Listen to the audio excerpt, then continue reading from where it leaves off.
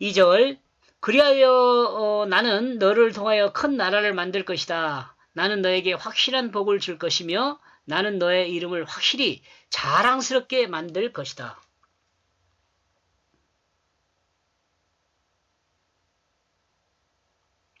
그리스도인이 만들 세상의 모습이죠. 자랑스러운 모습. 한번 볼까요? 너는 축복의 근원이 되리라. 하나님은 아브라함에게 약속해 주십니다. 곧 하나님은 아브라함을 통하여 하나님 나라를 이루시겠다고 약속하고 있습니다. 하나님이 아브라함을 통하여 이루신 나라는 어떤 규모를 가진 나라가 아니라 무한강대한 하나님 나라입니다.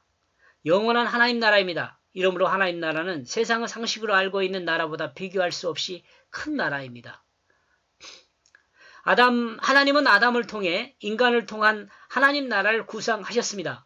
그러나 아담이 범죄함으로 하나님이 계획한 하나님 나라를 세운 설계가 필요했고 곧 아브라함을 통해서 하나님은 이 계획을 실행하는 말씀의 기초인 믿음을 놓으십니다. 말씀의 기초인 믿음. 하나님 말씀을 믿게 만드는 거죠. 아브라함을 통해서.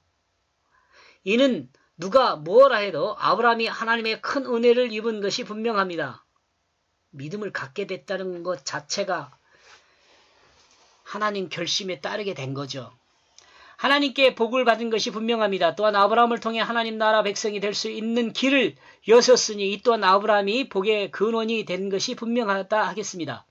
아브라함이 복의 근원이 되는 것은 복이 영원한 하나님 나라에 들어가는 생명임을 말하는 것이고 이 복이라는 것이 뭘까라고 생각해 보면 뭐 다양하게 설명하는데 저는 이 복이라는 것은 복음 또 이것은 생명이라고 생각합니다. 그러니까 복음을 전하는 것 그러면 생명을 전하는 거죠.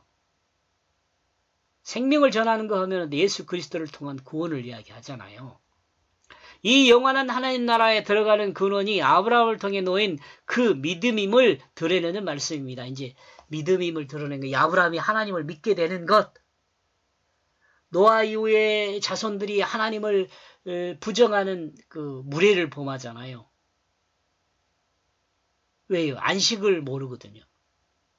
안식을 모르다는 것은 창조주를 기억하지 않는다는 말이거든요. 그리스도인이 된 자신의 모습도 자랑스럽지만 모든 그리스도인에게 자랑스러운 이름에 그 아브라함도 속해 있습니다. 그 무슨 말인지 알죠? 그리스도인이 된 자신의 모습도 자랑스럽지만 모든 그리스도인에게 자랑스러운 이름이 된 그 아브라함도 그 자랑스러운 이름에 속해 있다는 거죠. 이를 가장 잘 표현해주는 단어가 있는데 아브라함 믿음의 조상이다 라는 말이죠. 아브라함이 존귀한 아버지인 것은 믿음의 조상이 되었기 때문입니다. 그러니까 아브라함이 조상이 되었다는 것은 믿음의 조상이 된 거예요. 믿음의 조상. 이 유대인들의 혈통적 조상이라는 개념보다는 이 믿음의 조상이 되었다는 거죠. 믿음의 출발점? 하나님 말씀을 부정했던 그 하와가 출생한 그 모든 사람들이 죄인이잖아요. 근데 그 죄를 대속할 수 있는 유일한 방법이 뭐냐면 예수를 믿는 거예요. 예수를 믿는 거라 그러니까 과거에 한 2027년?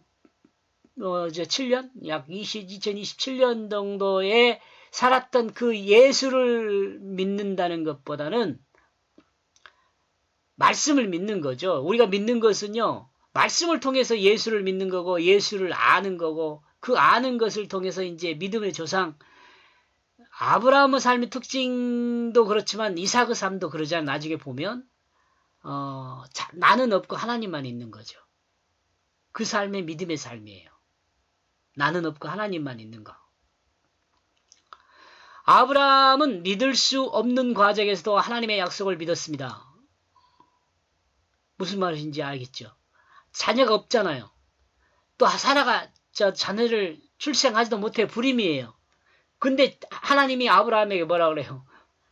자녀를 출산하게 하겠다는 거잖아요. 근데 그걸 믿었다는 거. 이 믿음은 곧 하나님의 신실함으로 확인할 수 있게 해줍니다. 이 아브라함이 믿었는데 실제적인 자신의 삶을 통해서 하나님께서 아브라함에게 약속했던 그 실제가 자기 삶에서 드러나요. 그러므로 더욱 믿을 수밖에 없겠죠.